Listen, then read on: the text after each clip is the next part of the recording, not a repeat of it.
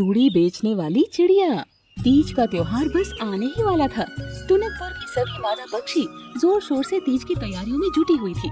इसी जंगल में एक टूनी नाम की चिड़िया रहा करती थी, जो घर घर जाकर चूड़ी बेचा करती थी।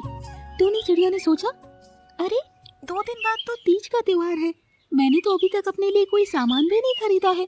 आज बाजार जाकर अपने लिए कुछ श्रृंगार का सामान ले आती हूँ। ऐसा सोचकर वो कालू कौवा की एक बड़ी सी दुकान में अपने लिए सामान लेने चली जाती है। वहाँ पर सुंदर सुंदर चूड़ियाँ देखकर वो उनका दाम पूछने लगती है।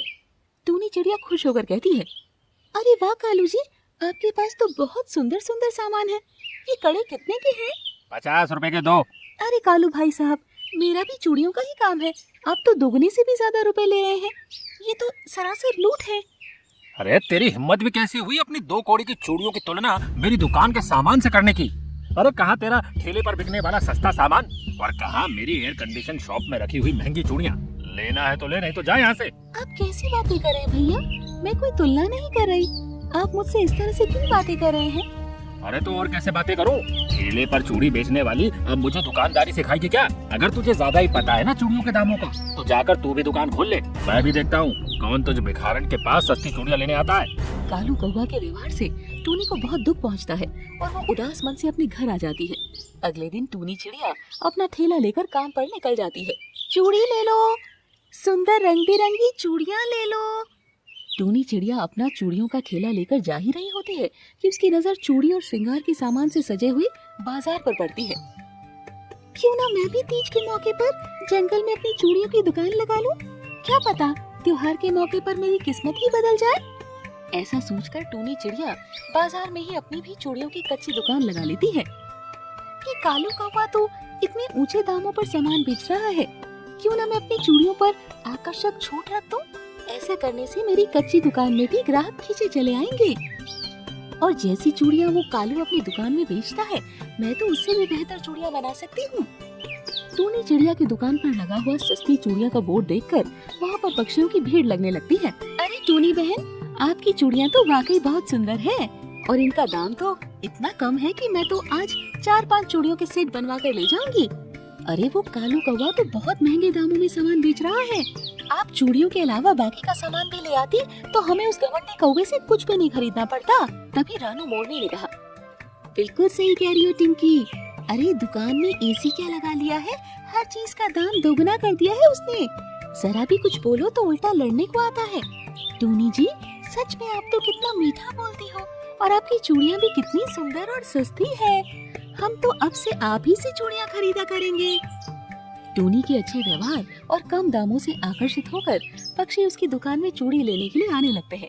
2 दिन के अंदर ही टूनी की सारी चूड़ियाँ बिक जाती है।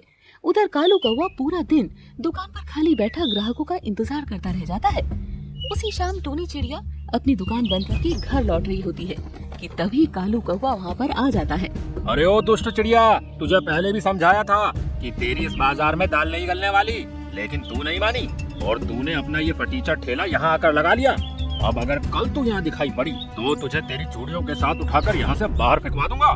देखो कालू भैया, मैंने किसी भी पक्षी को आपकी दुकान पर जाने से नहीं रोका है।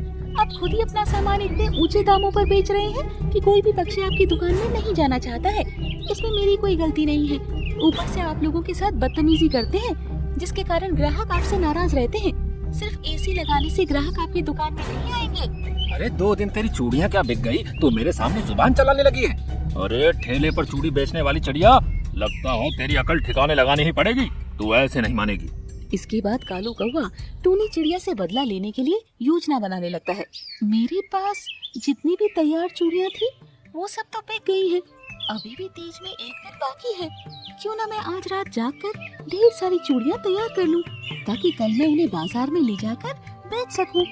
मैं भी इस कालू को दिखाकर रहूंगी कि दुकान के छोटा या बड़ा होने से कुछ नहीं होता, नीयत सही होनी चाहिए। इसके बाद वो रात भर जागकर अपने घर में चूड़ियाँ बनाती है। सुबह होने तक उसके पास ढेर सारी चूड़ियाँ तैयार हो जाती हैं। अगले दिन सवेरे उठकर टूनी चिड़िया तीज का व्रत रखती है और अपनी चूड़ियाँ लेकर बाजार की ओर निकल जाती है। हाँ, यही सही मौका है। आज इस टूनी को मजा चखाता हूँ। आज तो उसने उपवास रखा होगा और उसकी चूड़ियाँ तो कल रात को ही बिक गई थी, इसीलिए आज वो अपने घर पर ही होगी। मैं जाकर उसके घर में आग लगा देता हूँ। कालू कौवा खिड़की से कूदकर टूनी के घर के अंदर घुस जाता है और अंदर जाकर पेट्रोल छिड़कने लगता है, लेकिन गलती से पेट्रोल की कुछ बूंदें उसके शरीर पर गिर जाती है। जल्दबाजी में आग लगाते हुए कालू कौवा खुद चूड़ी पकाने की भट्टी के संपर्क में आ जाता है और उसके पंखों में आग लग जाती है। कोई बचाओ, बचाओ, कोई बचाओ मुझे, मैं जल रहा हूँ, कोई बचाओ।